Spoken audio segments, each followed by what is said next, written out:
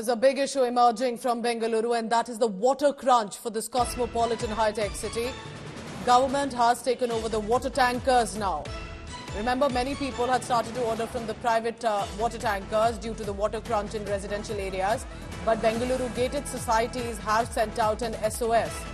Remember, Bengaluru in many ways is also called as India's Silicon Valley, where there are a lot of corporate organizations that are based. But to now depend on tankers for that city, for the residents of the city, this has become a huge concern. Karnataka Chief Minister will be holding video conference with all the ministers, senior officials on drinking water issue at 11 a.m. Joining me now is India Today's Nagarjun Dwarkanath. Nagarjun, you tell me how serious is the situation presently in Bengaluru, and what are we expecting from the meeting that has been chaired by not only the Deputy Chief Minister and Chief Minister, but basically the vision of ahead to ensure this doesn't happen again? Pooja, in fact, the whole crisis started with a failed monsoon in Karnataka. Bangalore city depends on Kaveri for drinking water and other purposes. When the riverbed is drying up, the water shortages in Bangalore city. Now the deadline for water tankers to register with the government is March 7th.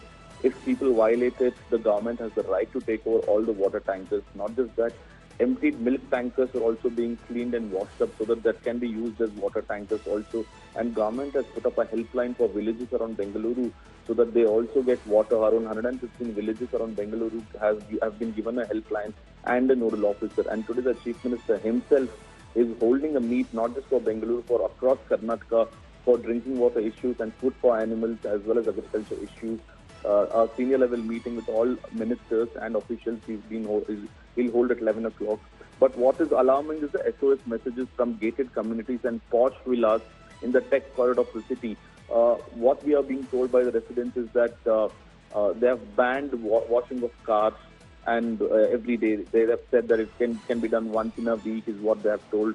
And also security guards have been hired to make sure that if people are violating, misusing drinking water for other purposes, residents are being fined at 5,000 rupees per violation. So that is the state of affairs that we are looking at in Karnataka and in Bengaluru city, especially in tech corridors, that it's a state of alarm here when drinking water has become complete shortage. In a couple of months, if the rain doesn't pour in Karnataka and especially in the Kaveri water basin. You know, Bengaluru is not only about the population of the city, but it's also a city that is seen as a global city of India, and therefore the basic issue, a water issue, should not be there in that city. Stay on with me. What Deputy Chief Minister D.K. Shivakumar has said. Let's listen in. About among 14,781 borewells in Bangalore city, 6,997 borewells have been tried. Only 7,784 are been working. I have come with a plan of action. We are taking over all the borewells of Bangalore city. We are identifying the sources. Water doesn't belong to any individual. It belongs to the government. That is the law of this country. So we will see that we are setting up a separate war room in every ward. There will be a registration on the crisis management. There will be a registration, there will be a war room even in the BBMP and the Jilla Panchayats and even the DC.